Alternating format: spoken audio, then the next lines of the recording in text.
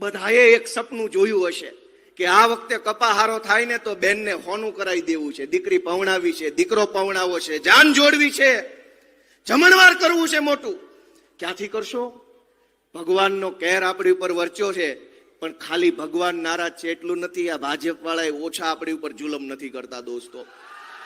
અને એટલે હું ગુજરાતભરના તમામ ખેડૂતોને વિનંતી કરું છું, ખાલી કપાસના ખેડૂતો દુખી છે એમ નહીં.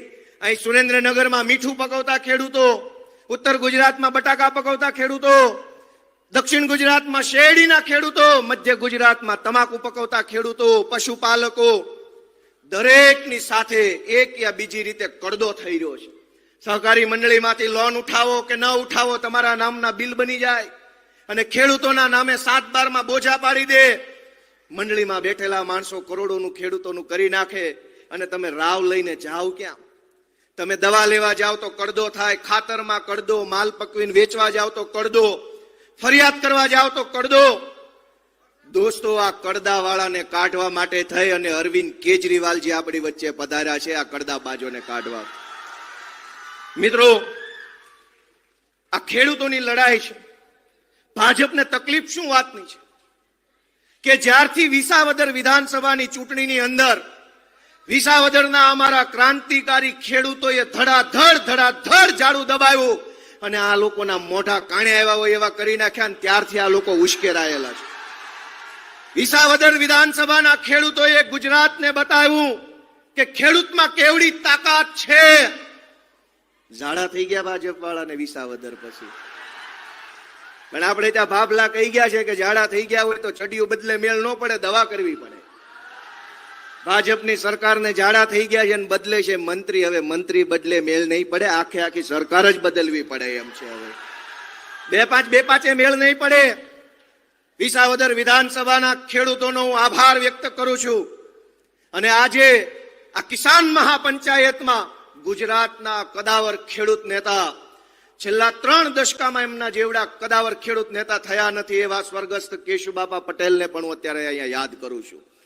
આજે સરદાર પટેલ સાહેબની જન્મ જયંતિ છે. સરદાર પટેલ એ બારડોલી સત્યાગ્રહ અને ખેડા સત્યાગ્રહ માટે જાણીતા છે.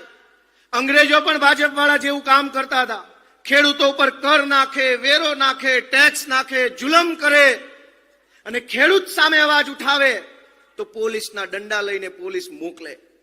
પણ એ જમાનામાં ખેડૂતોનું નેતૃત્વ સરદાર પટેલે કરેલું. ખેડા સત્યાગ્રહ સફળ થયો, અંગ્રેજોએ પાછા પગલા ભરવા પડ્યા. બારડોલી સત્યાગ્રહ સફળ થયો, અંગ્રેજોએ પાછા પગલા ભરવા પડ્યા. મને પૂરો વિશ્વાસ છે કે બોટાદની બજારમાંથી હળદરથી જે કડદા કાંડ આગળ આવ્યો છે અને ખેડૂતો જે આગળ આવ્યા છે, ભાજપની સરકારની પીછેહટ થશે અને થશે દોસ્તો. અને આજે હું આપ તમામ સમક્ષ એક પ્રસ્તાવ મૂકવા માંગુ છું કે આ લડાઈને અહીંથી ઊભી નથી રાખવાની, અહીંથી તો આગળ વધારવાની વાત છે. હજુ આગળ જશે અને આ ખેડૂતોની લડાઈ એટલી આગળ જશે કે 2027માં ગુજરાતની વિધાનસભામાં ખેડૂતનો દીકરો છે ને મુખ્યમંત્રી તરીકે બેઠો છે દોસ્તો. અને એટલે આજે ગુજરાતભરના તમામ ઝોનમાં આમ આદમી પાર્ટી દ્વારા આવી જ રીતે ખેડૂત મહાપંચાયતનું આયોજન કરવાનું નક્કી કર્યું છે. દોસ્તો, તમે બધા સંમત છો એમાં?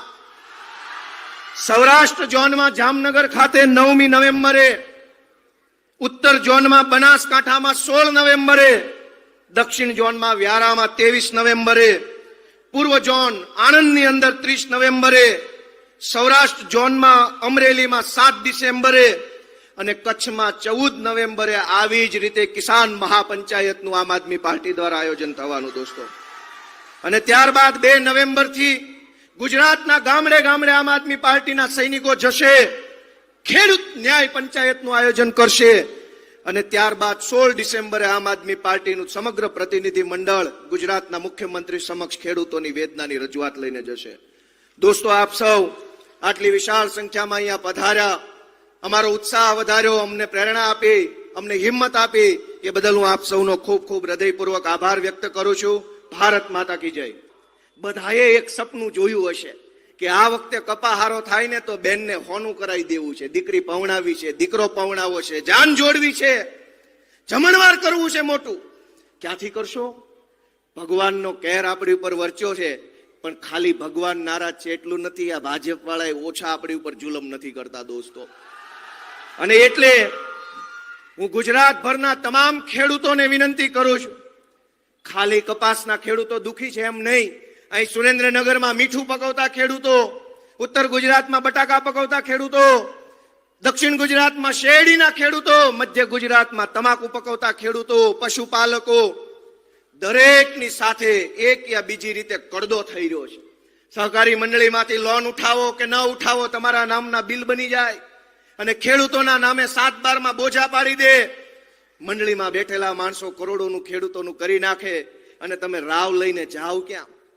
તમે દવા લેવા જાઓ તો કડદો થાય, ખાતરમાં કડદો, માલ પકવીને વેચવા જાઓ તો કડદો, ફરિયાદ કરવા જાઓ તો કડદો. દોસ્તો, આ કડદા વાળાને કાઢવા માટે થઈ અને અરવિંદ કેજરીવાલ જે આપણી વચ્ચે પધાર્યા છે, આ કડદાબાજોને કાઢવા.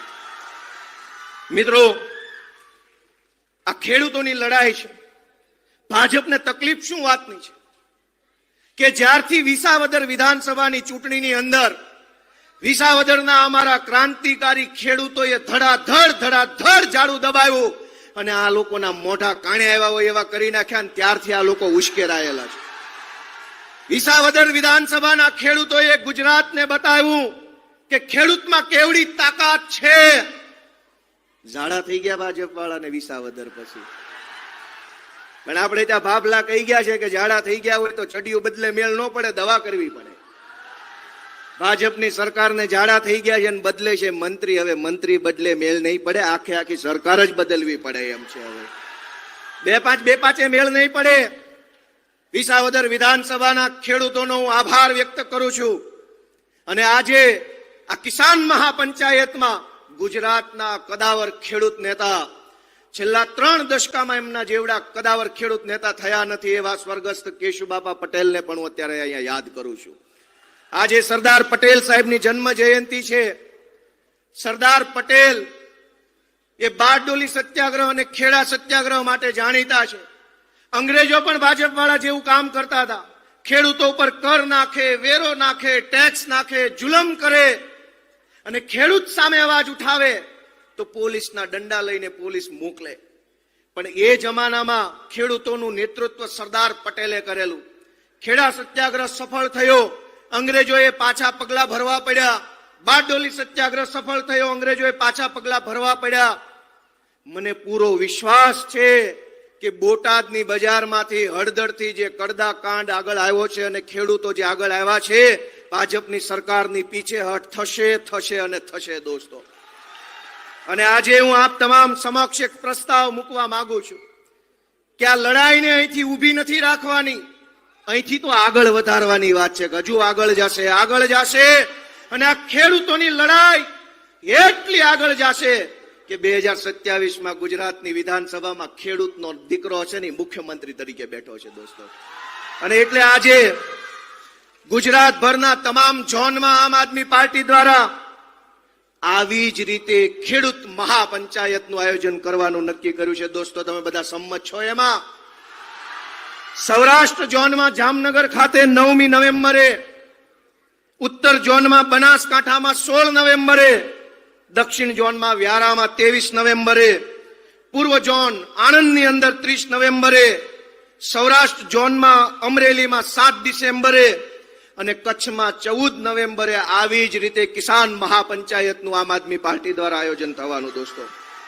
અને ત્યારબાદ 2 નવેમ્બરથી ગુજરાતના ગામડે ગામડે આમ આદમી પાર્ટીના સૈનિકો જશે, ખેડૂત ન્યાય પંચાયતનું આયોજન કરશે. અને ત્યારબાદ 16 ડિસેમ્બરે આમ આદમી પાર્ટીનું સમગ્ર પ્રતિનિધિ મંડળ ગુજરાતના મુખ્યમંત્રી સમક્ષ ખેડૂતોની વેદનાની રજૂઆત લઈને જશે. દોસ્તો, આપ સૌ આટલી વિશાળ સંખ્યામાં અહીંયા પધાર્યા, અમારો ઉત્સાહ વધાર્યો, અમને પ્રેરણા આપી, અમને હિંમત આપી, એ બદલ હું આપ સૌનો ખૂબ ખૂબ હૃદયપૂર્વક આભાર વ્યક્ત કરું છું. ભારત માતા કી જય.